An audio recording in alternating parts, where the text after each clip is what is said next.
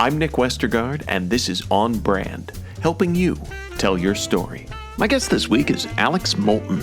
The ability to translate between a business mindset and an artist mindset, where they're speaking to artists like designers in the design field or musicians, has afforded me the ability to really move between worlds and build empathy for the different languages.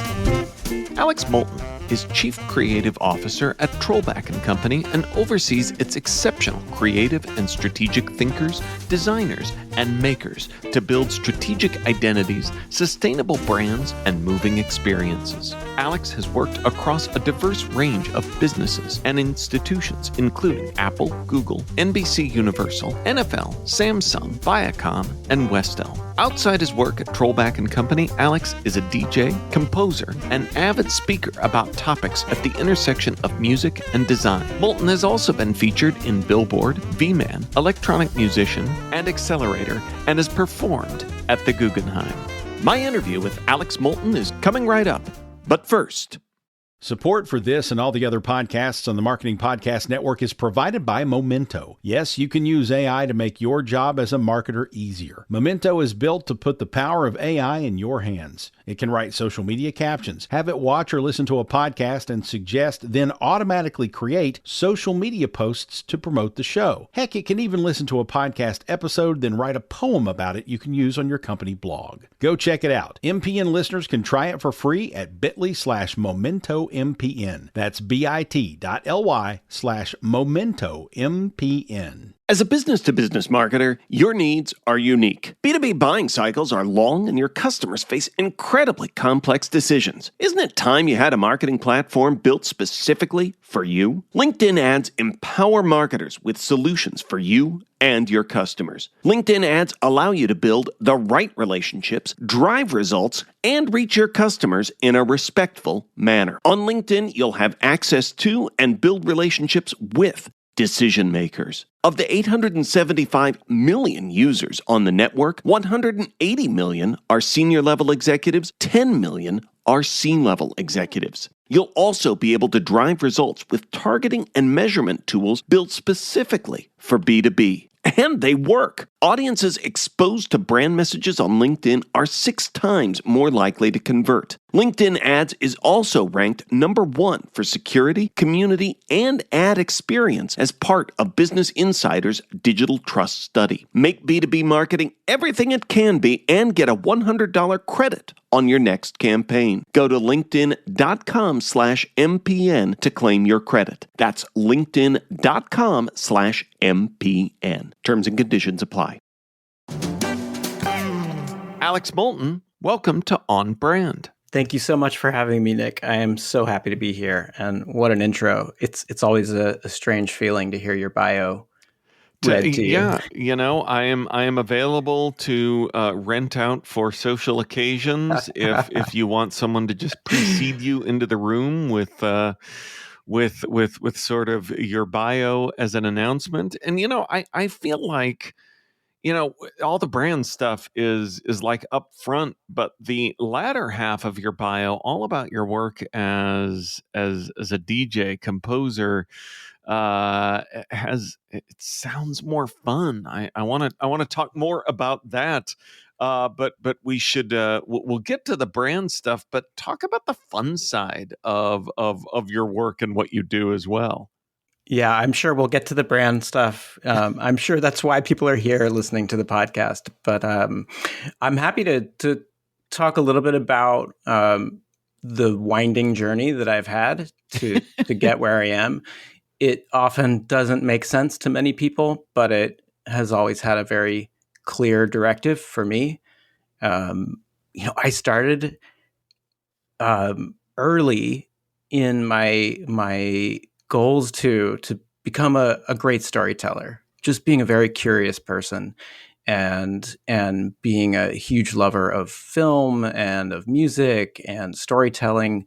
As a little kid, I wanted to be George Lucas, right? Or the archetype of what I felt George Lucas represented. And I wanted to work at Industrial Light and Magic.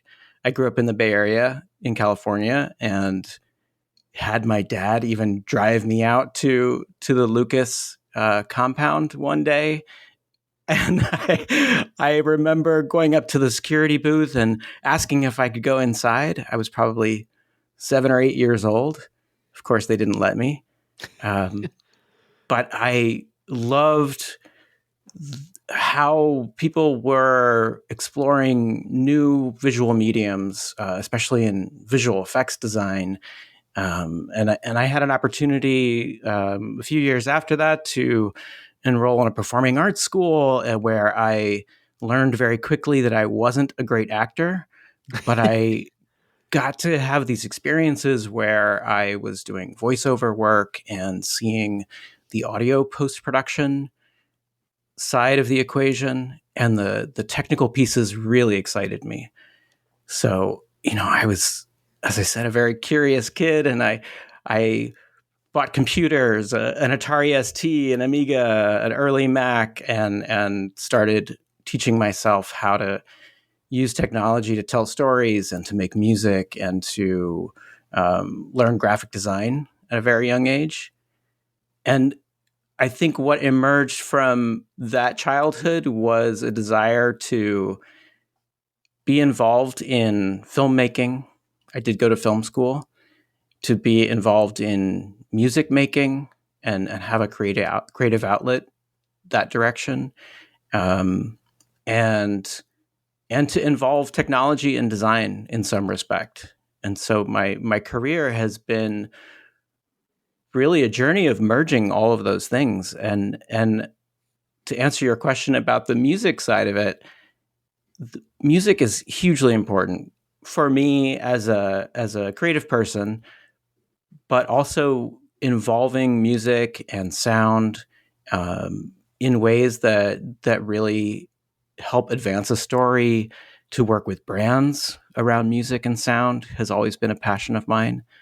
I owned and ran a sonic branding agency for about 10 years, 11 years. And so that was very much a focus. And simultaneously, I was DJing and playing in a band and exercising my creative muscles in that direction, while also learning about design and learning about strategy and how to become a creative director. So all of these different components started to add up and coalesce over time, and helped me on my path to where I am today.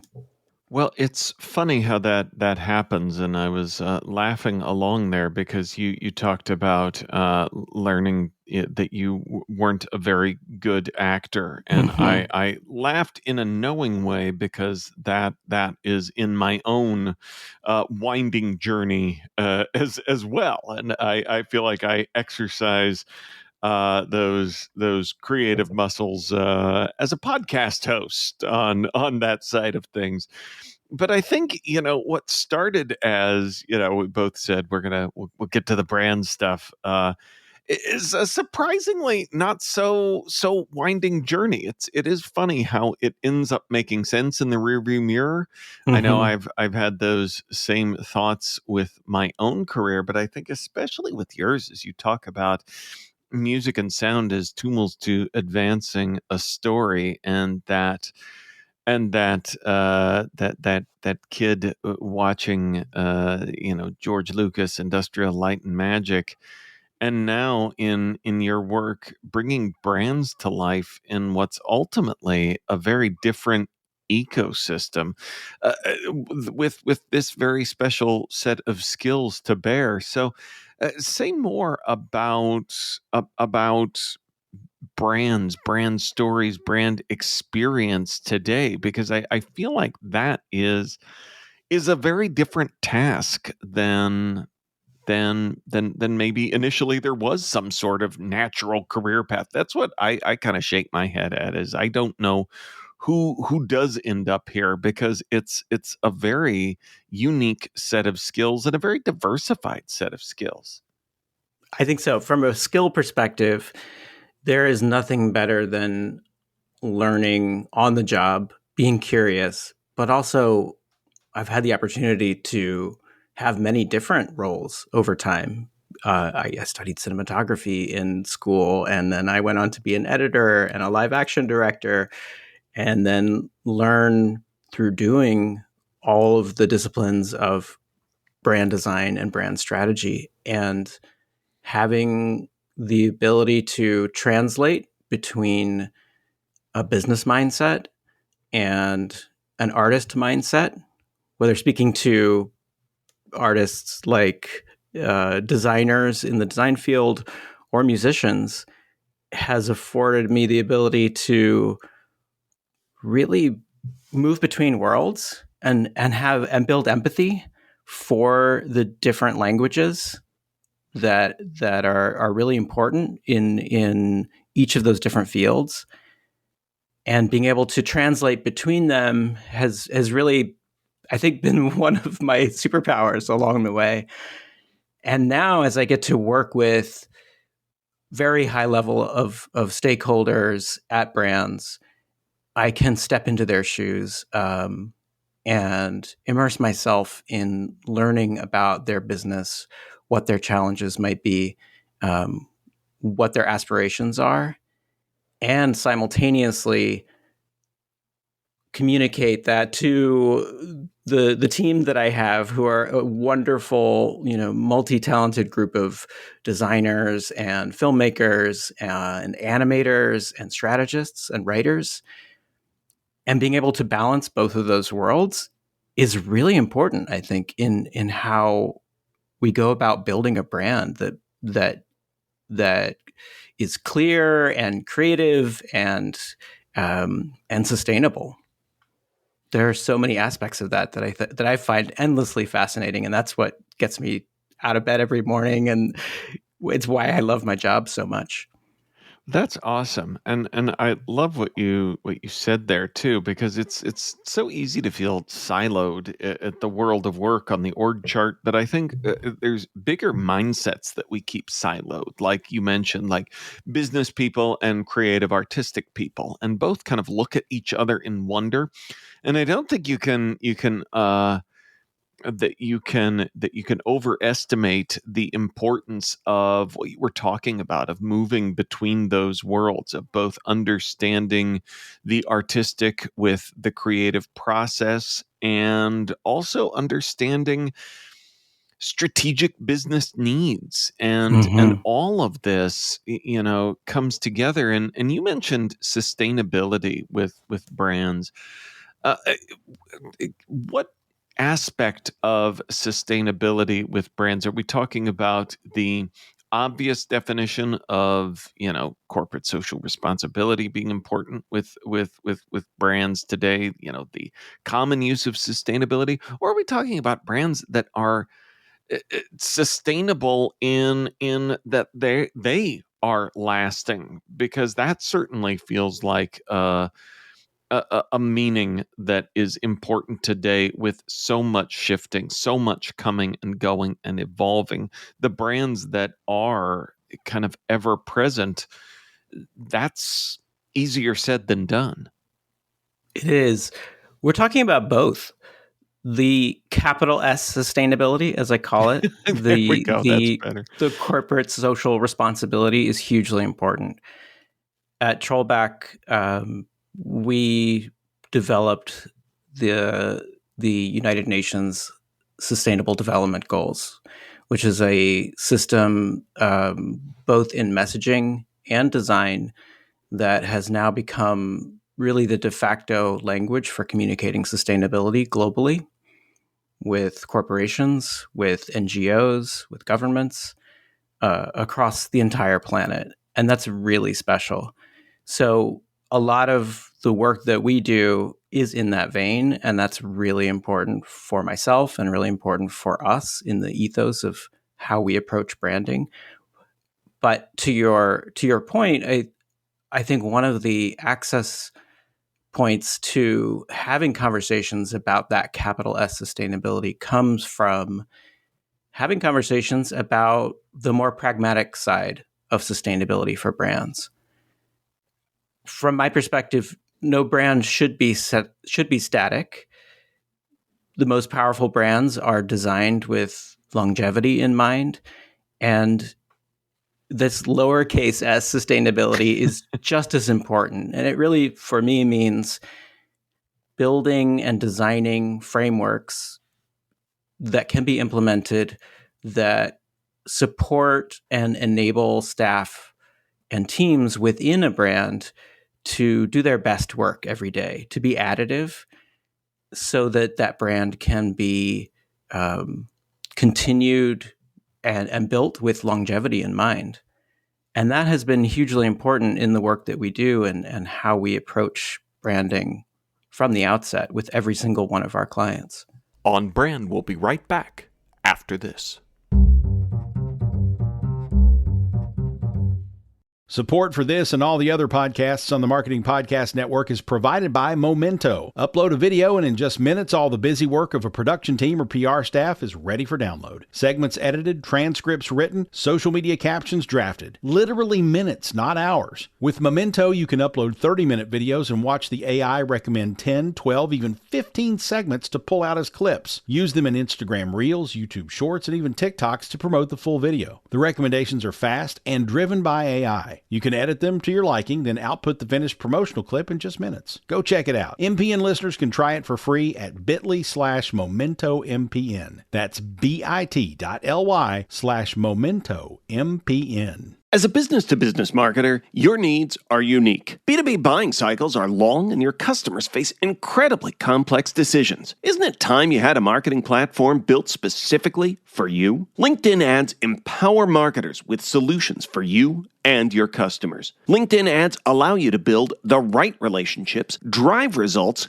and reach your customers in a respectful manner. On LinkedIn, you'll have access to and build relationships with decision makers. Of the 875 million users on the network, 180 million are senior level executives, 10 million are C-level executives. You'll also be able to drive results with targeting and measurement tools built specifically for B2B. And they work. Audiences exposed to brand messages on LinkedIn are 6 times more likely to convert. LinkedIn ads is also ranked number 1 for security, community, and ad experience as part of Business Insider's Digital Trust Study. Make B2B marketing everything it can be and get a $100 credit on your next campaign. Go to linkedin.com/MPN to claim your credit. That's linkedin.com/MPN. Terms and conditions apply. Now, back to the show. You said something really important there about building for longevity, because and by the way, I love your description of the capital S sustainable and the lowercase s, the pragmatic side of that, because to be the capital S and to have impact there, you have to make sure that you've got the pragmatic side of that as well. But you said something interesting about brand design for longevity, because I think sometimes it's easy to kind of point at these brands that have seemingly been there forever and to underestimate what they're doing to be able to be there forever. We think of them as kind of these flawless monoliths over there, but there's usually some intuitive brand design holding that up. So if we want to create brands that are more like that, how can we take steps to ensure that our brands are around for the long haul? That is the question of the day, and I think that it shifts over time. You noted this earlier, that even the field of branding, right, and brand design have changed over time. The goals have changed, and I think that we're all becoming smarter about how we are approaching this work, and I don't just mean we, like my team, but in general as an industry, and the way that we as practitioners are engaging our clients and the folks on the brand side who are managing brands are having more tools at their disposal. But I think that I often want to approach this from an audience perspective. So thinking about what's important for a brand from the side of the consumer. I really hate the word consumer. It is such a capitalist word. But it's that and content. Content for the consumer is about the coldest way that we can say what you do. Or user is my other least favorite word. I much prefer the word audience. As someone who's going to engage with a brand, as someone in the audience, thinking about it from that perspective, having empathy for them, in addition to that, wanting a brand to be sustainable, I think there are two other really key components. The first is trust, understanding that a brand has my best interests in mind. I know what I'm buying. I have an understanding of what the company stands for. I can believe that the people that work there are making the best decisions for me, that they're working every day to make the best product or service possible. That is hugely important. So we are really working to build that trust. And the second is building emotional connection. So really putting an emphasis on how a brand can represent my values or a shared set of values helps me care more about that brand, and I think creates a long-term relationship. And that's really in how the brand communicates, how it expresses itself with clarity, with consistency, with creativity, and that emotional connection to a brand from an audience perspective is really, I think, what allows a brand to have that staying power. And yes, it's so easy to look at the brands that have accomplished that and almost take it for granted that that's been an easy road, but it is work every day. Yeah, and what kind of we kind of laughed into that question with those different labels, but I think your answer there really, to me, drove home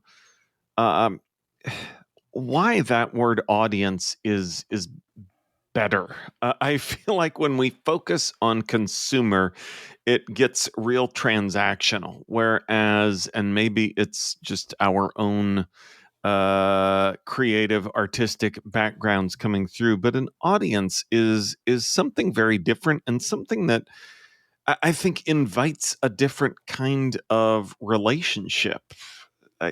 Again, maybe I'm putting too much stock in the words, but I think they have some power there. I believe the words have the ultimate power, right? Words are magic spells, and as brand designers and brand strategists, they're often our best ally. And that is so much of what we do is working with brands to help them clearly articulate using the right language to make sure that everyone inside the brand is speaking that shared language and that they are clearly communicating what they stand for across every single touch point. And going to that word audience again, I think that it's hugely important in the way that we can approach the process of branding, because ultimately we want to make something that is massively appealing and resonant.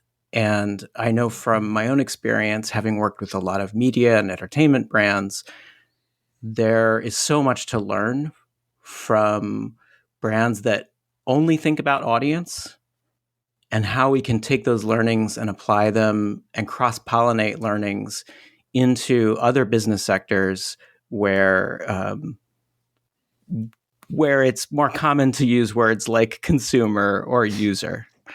This is a hugely important piece of the puzzle, and I think that it opens up the aperture to thinking about participation and engagement in new ways.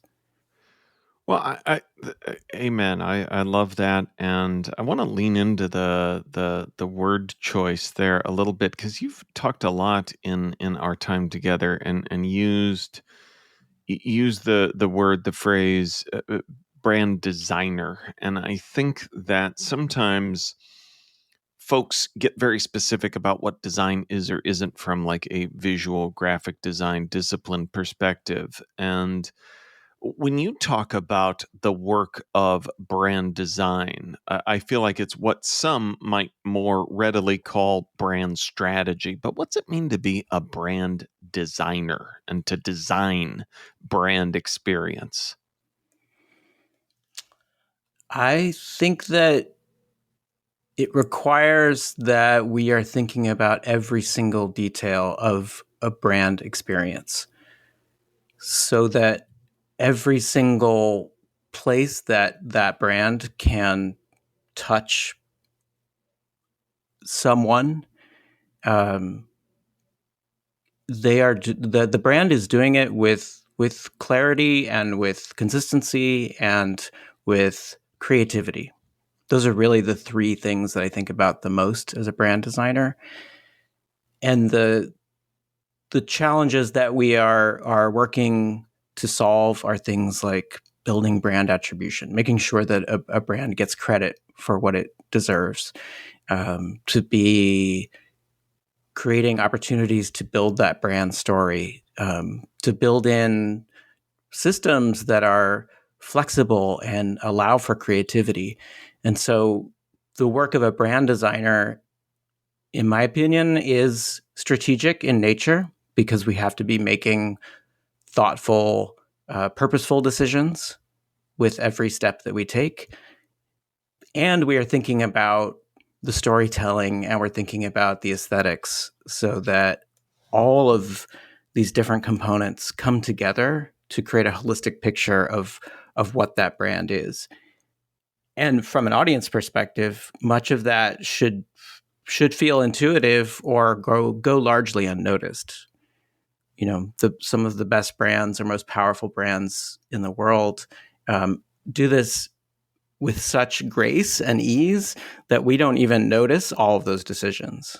But this is often what brands aspire to do. And so when we're working with younger brands or founders or small nonprofits, the same values and ethos apply as they do with some of the biggest brands that we work with who are extremely established. That is such an important point and brings us full circle on a lot of things too when we talk about designing for sustainability of all kinds.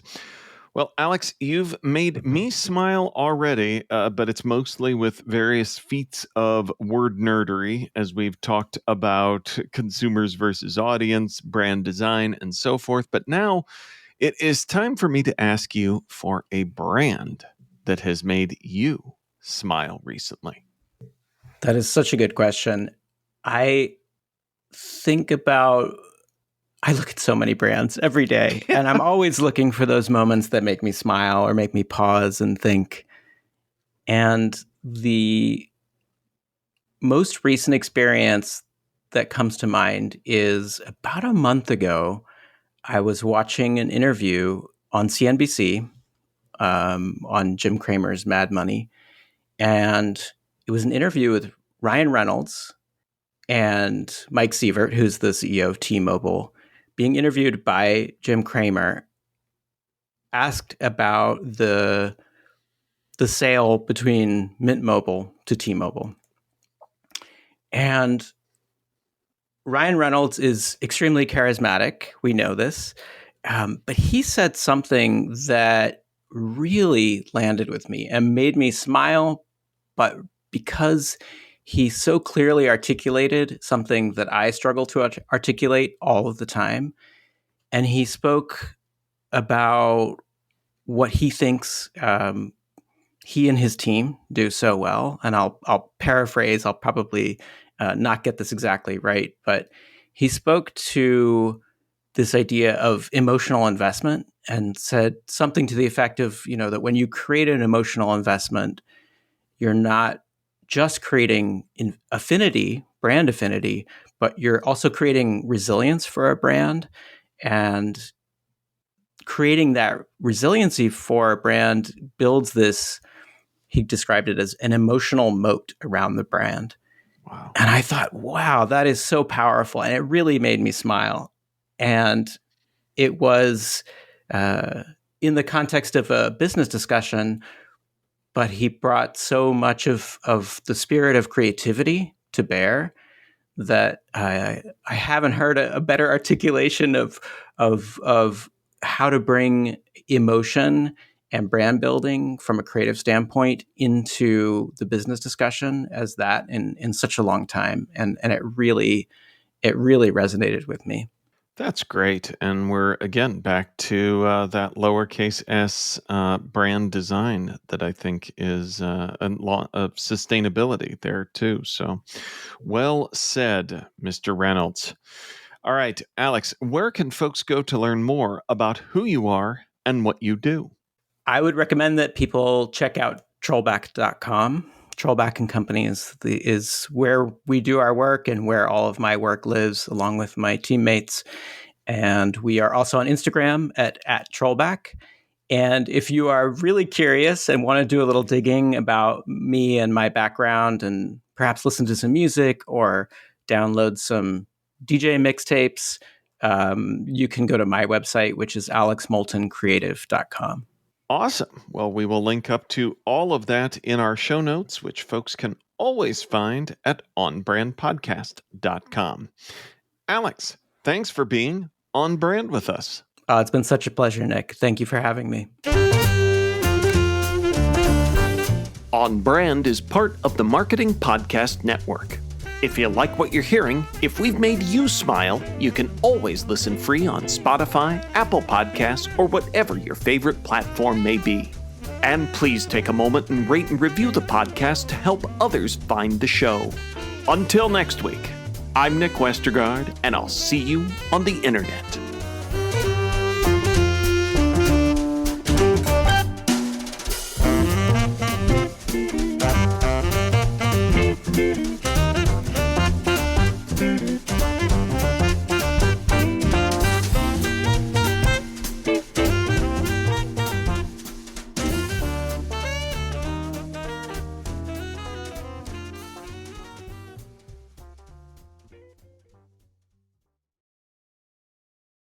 This podcast is heard along the Marketing Podcast Network. For more great marketing podcasts, visit marketingpodcasts.net.